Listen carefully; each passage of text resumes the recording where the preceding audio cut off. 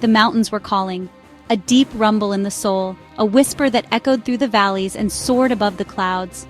It was a longing that could not be ignored, a magnetic pull that drew me toward the world's highest places, where the air is thin and the spirit feels free.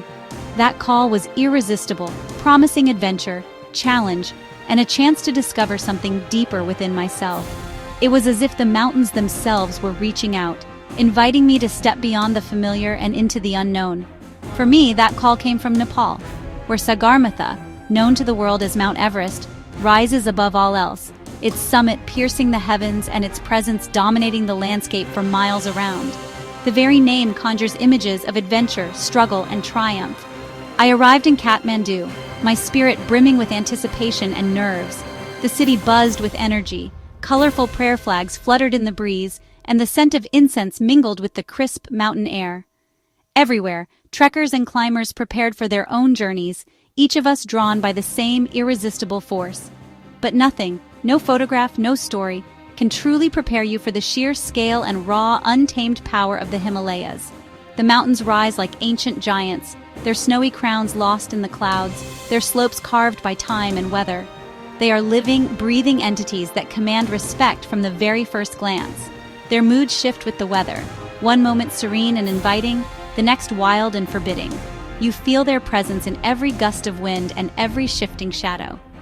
My journey began with a flight to one of the world's most challenging airstrips, perched on a mountainside and surrounded by rugged terrain. The landing itself was an adventure, a heart-pounding introduction to the Khumbu region and the world of high-altitude trekking. From there, it was just me, my pack, and the winding trail ahead. Each step carried me further from the comforts of civilization and deeper into the heart of the mountains. The landscape unfolded like a masterpiece, emerald valleys dotted with wildflowers, roaring rivers carving their way through stone, and villages clinging to impossibly steep mountainsides. Life here is shaped by the land, and every view is a reminder of nature's artistry. I felt small, humbled, stripped of ego, and deeply connected to the earth beneath my feet. The mountains have a way of reminding you of your place in the world, of stripping away distractions and leaving only what truly matters. The path climbed ever higher, winding into the clouds, and the world I knew slowly fell away behind me. Each breath became a little harder, each step a little more deliberate. The air grew thinner and colder. I was entering a realm where nature makes all the rules, and every decision matters. Here, survival depends on respect, preparation, and humility. The mountains don't care about your past or your plans. They care only about your will to survive in the present moment. Every challenge is a test, every hardship a lesson in perseverance. The adventure had truly begun, and as the sun rose over the high peaks, I felt ready to face whatever these magnificent mountains had in store for me. The journey was just beginning, and I knew it would change me forever. The first real challenge wasn't a cliff or river, it was the air itself. Up here, every breath feels thinner, as if the mountain is rationing out oxygen, testing your resolve before you even begin to climb in earnest. As I ascended past 3,000 meters, altitude sickness crept in, a dull headache, fatigue, and a strange heaviness in my limbs. Every step became a monumental effort, my heart pounding in my chest, lungs searching for air that just wasn't there. Even the simplest movement felt exaggerated, as if gravity itself had grown stronger. The mountain's first test is a silent battle within your own body. It's not a visible enemy, but a slow, creeping force that saps your strength and willpower, making you question every decision to keep going. I slowed down, adopting the Sherpa's mantra, Bistari, Bistari, slowly, slowly. Their wisdom is hard-earned. They know that speed is the enemy at altitude, and patience is your greatest ally. Listening to my body was crucial. Ignoring warning signs could be fatal. I paid attention to every signal, my pulse, my breathing, the ache in my head, knowing that pushing too hard could mean the end of the journey. Respecting the altitude is the first rule of survival. Up here, arrogance is punished swiftly, and humility is rewarded with another day on the trail. The mental game is as tough as the physical.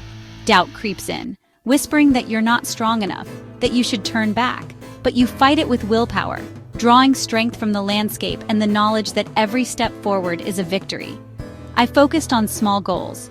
Reach the next ridge, keep moving for 10 more minutes, celebrate every minor milestone. The vastness of the journey shrinks when you break it down into manageable pieces. Breaking the journey into chunks made it manageable. Each pause was a chance to regroup, to look back at how far I'd come, and to gather the courage to continue. Acclimatization is key. Climb high, sleep low, let your body adapt. The mountain demands respect, and the only way to earn it is to give your body time to catch up with your ambition. I spent an extra day in Namche Bazaar, letting my red blood cells multiply, watching the bustling life of the village and feeling the pulse of the mountains all around me. Drank liters of water and garlic soup, a local remedy passed down through generations. Hydration and tradition, both essential for survival in this unforgiving environment. It was a lesson in patience, learning to work with the mountain, not against it.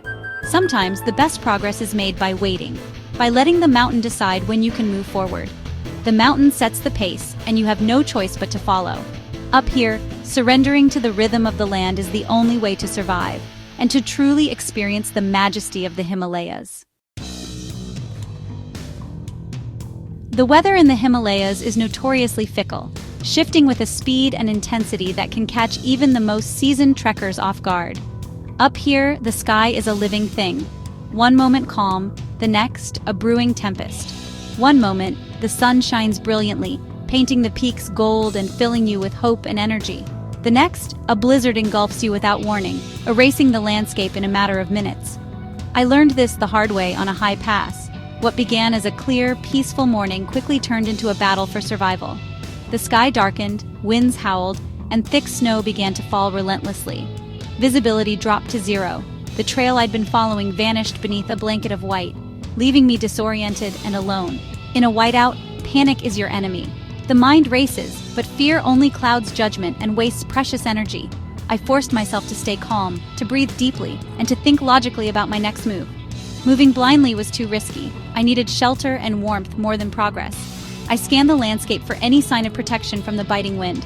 I layered up, covered my face, and did small exercises, jumping jacks, swinging my arms, to keep my blood circulating and stave off the cold. My gear was my lifeline. Every piece had a purpose, from my insulated jacket to my sturdy boots and gloves. I realized how every ounce of preparation mattered. The storm raged for hours, battering me with snow and wind, leaving me feeling vulnerable but also fiercely determined to endure.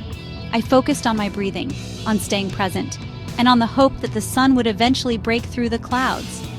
When the storm finally cleared, the relief was overwhelming, a flood of gratitude and awe at the power of nature. I had faced the mountain's fury and survived, emerging exhausted but alive, with a new sense of humility. The experience left me shaken but stronger and with a deep respect for nature's unpredictable power. It was a lesson in patience, resilience, and the importance of never underestimating the mountains. In the Himalayas, survival depends on preparation, mindset, and the ability to adapt when everything changes in an instant. Every storm is a test, and a lesson that stays with you long after the clouds have passed. In the high mountains, shelter is your #1 priority. One evening, caught far from any village as the sun set, I had to act fast. I found a large boulder for a windbreak and dug a shallow depression in the snow. Built up walls of snow and rock, insulated the ground with pine needles and a foam pad. Curled up in my sleeping bag, drawstring tight, leaving only a small opening to breathe. It wasn't comfortable, but it was functional, a cocoon of warmth in a world of cold. Lying there, listening to the wind, I felt a primal sense of accomplishment. Survival is about adapting and using what you have. It's not about expensive gear, but the right mindset and skills. That night, under a million stars, I was cold and alone, but alive. The wilderness rewards those who respect its challenges. In the high mountains, dehydration is a constant threat. The thin, dry air wicks moisture from your body, and exertion makes you sweat, even in the cold. Staying hydrated is crucial for performance and to stave off altitude sickness. Most water is locked as ice and snow. Finding safe water is a daily mission. Glacial streams look pure but can harbor parasites. Never drink untreated water. I always carried a filter and purification tablets. Simple, essential tools. Sometimes snow was the only source. Eating it directly is dangerous. I melted it with my stove. It takes a lot of snow to make a little water, but every drop felt like a victory. This constant quest for water taught me resourcefulness and appreciation. Back home, water is taken for granted. In the mountains, every sip is earned. You learn to conserve, value, and respect it. Water becomes the very essence of survival. I carried dehydrated meals and protein bars, but foraging was a welcome boost. The alpine environment offers small pockets of sustenance for those who know where to look. I focused on plants I could identify: wild nettles, rhubarb, a few safe berries. Foraging connects you to the land, forcing you to observe closely. Fuel was just as critical. Below the tree line, wood was plentiful. Higher up, I relied on dried yak dung. The Sherpas have used it for centuries. It's efficient and clean burning. Gathering food and fuel was empowering, stripping survival to its basics. The wilderness can provide if you have knowledge and respect. Every meal cooked and every cup of water boiled felt like a triumph. Human beings have survived here for millennia, using ingenuity and connection to the land. The experience deepened my appreciation for life's necessities. When the journey was toughest, the mountains offered grace through human connection. The Sherpa community is resilient and kind, their warmth a balm for weary travelers. After a brutal day, I arrived at Gorak Shep, cold and exhausted. The lodge owner sat me by the stove and brought sweet milk tea, pure luxury. In that moment, I wasn't just a traveler, I was a guest in her home. The local culture, rooted in compassion and interdependence, shines through daily life. They shared food, stories, and wisdom, enriching my journey. Hospitality here is a reminder of our shared humanity. The greatest strength in the wild is found in community and compassion. I left these encounters replenished and deeply grateful. The Himalayas are a spiritual journey as much as a physical one. For locals, these mountains are sacred, the abodes of gods and spirits. Prayer flags and mani stones mark the trails, sending blessings on the wind. As a visitor, respect is essential. Follow customs, tread lightly, leave no trace. I was meticulous about packing out every bit of waste. Respecting the mountain means staying on paths, not disturbing wildlife, and using resources wisely. We are guests in this powerful wilderness, responsible for its preservation. This mindset transformed my experience. I became a pilgrim, not just a survivor. The mountains demand humility and gratitude.